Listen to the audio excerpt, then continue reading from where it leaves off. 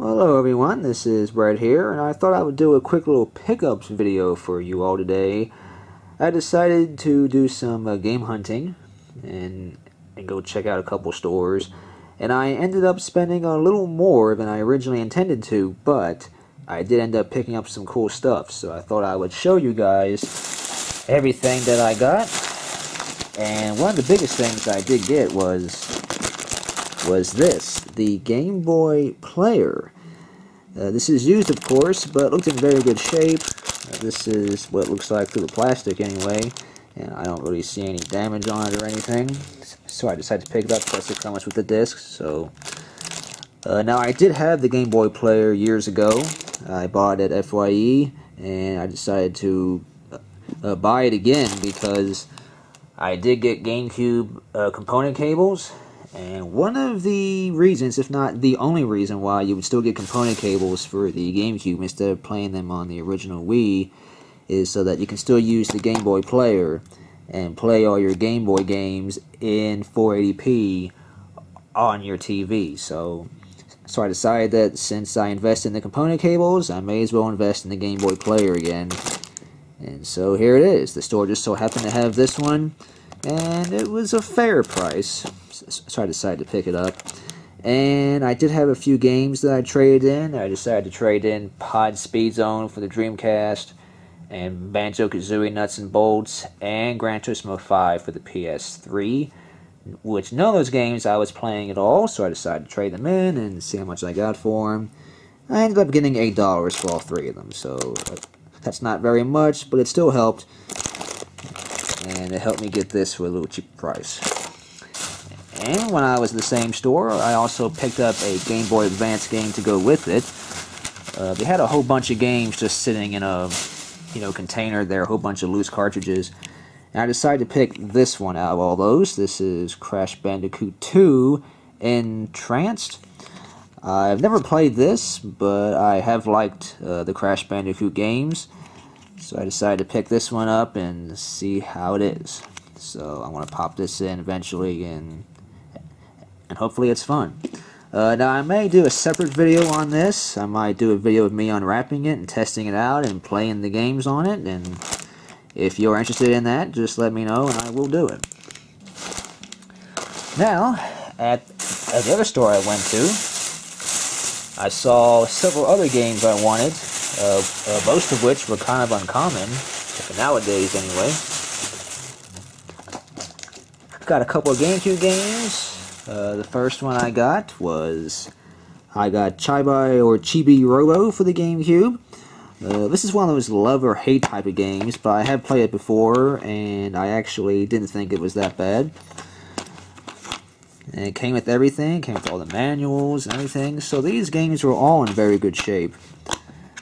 And the disc was also in pretty good condition. Just a few minor little scratches, but nothing serious. Yeah, so you walk around as this little robot, and you go around this family's house, and you cook, you clean, and you basically work for them. But at nighttime, though, some pretty cool stuff happens, like toys come to life. So I thought it was pretty cool, even though it's not, I mean, it's kind of slow paced, but I mean, still, it's not a bad game. It's it's kind of cool. It's a cool idea. And I also found Pikmin. Now, the Pikmin games are kind of uncommon now on the GameCube. They're a bit hard to find, especially Pikmin 2. If you find Pikmin 2 for a decent price, definitely get that one. But this is the first game. This was also in very good shape. It came with everything, instruction manual, and the disc was also in very good shape. And of course, you know what Pikmin is. I have Pikmin 3 on the Wii U, but unfortunately I have not played it very much. But I really enjoyed the Pikmin games, especially Pikmin 2. I think Pikmin 2 is the best out of all three.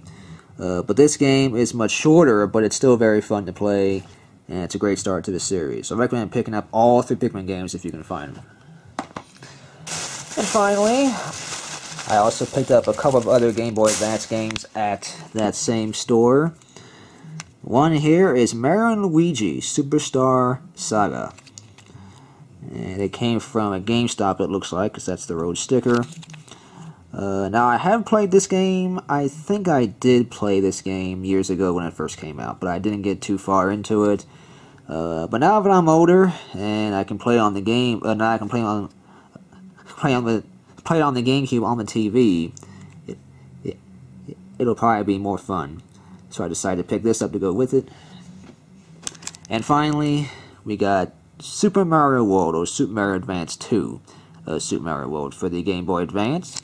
I've also had this 2 years ago, but I somehow winded up losing it. So I don't know what happened to it, but now I got it back. And I think these prices were also pretty fair, at least for Mario games. So that wasn't bad. Alright, everyone. So these are all of my pickups that I got today. I think it's a pretty good load overall. I ended up spending like over $100 for all this. That's way more than I originally thought I would spend. But these are all great games, especially these Mario games and Pikmin. This game is good, and of course this is also a very great accessory to have for the GameCube. So overall, I think I did pretty good. I don't regret any of my purchases. And yeah. If you want me to do a video on this, just let me know in the comment section, and I will get right to that. But anyway, guys, that'll wrap it up for me. So you all have a good one. Thanks for watching, and I will see you next time.